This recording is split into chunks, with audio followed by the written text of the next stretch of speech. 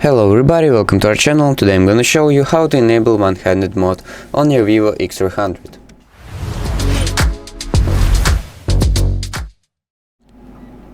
If you want to use your phone with one hand mode more comfortably, I'll show you how to do it quickly.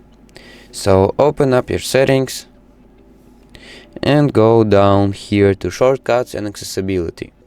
And here you can see one-handed and access mini screen via gesture. Open up any app and do something like this to make it comfortable for using it in one hand, like this.